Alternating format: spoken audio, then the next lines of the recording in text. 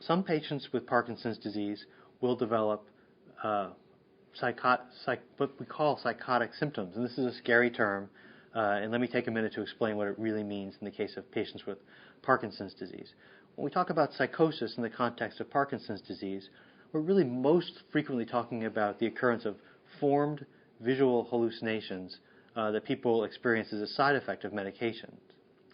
Usually these visual hallucinations take the form of animals, small animals, or children or people, which are generally non-threatening to the patient, but nonetheless seem quite real in some cases.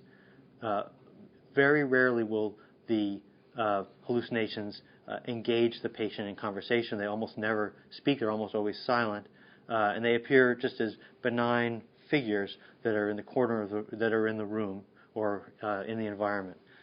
Oftentimes, if a patient turns around and looks at the figure, it will vanish because it is not as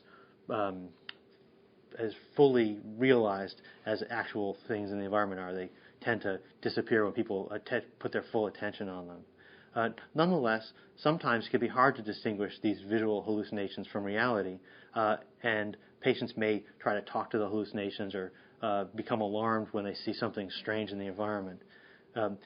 If you find that your loved one who has Parkinson's disease seems to be experiencing this, you'll notice that they'll be talking to something in the room, and they may really be quite insistent that this thing is real and wonder why it went away.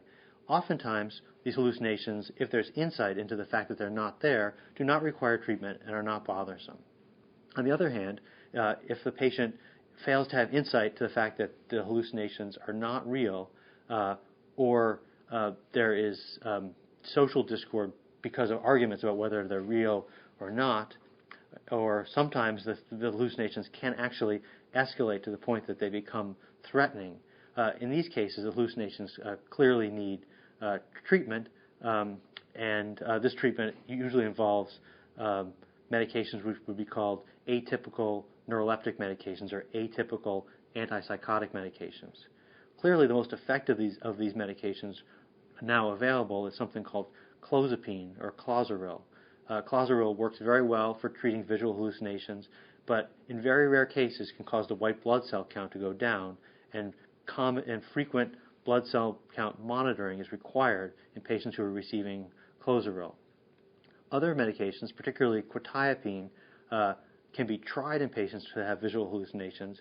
However, the evidence from research studies has been much more mixed in the case of quetiapine, and it is not as effective as clozapine is.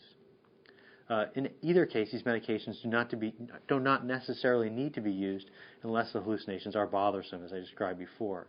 Another important medication strategy in people that have visual hallucinations is to remove medications which could be causing them. This includes reducing the dose of levodopa in some cases, or removing other medications like sleeping pills, like anticholinergic medications which might be used for tremor, or in some cases other medications used to treat Parkinson's disease besides levodopa.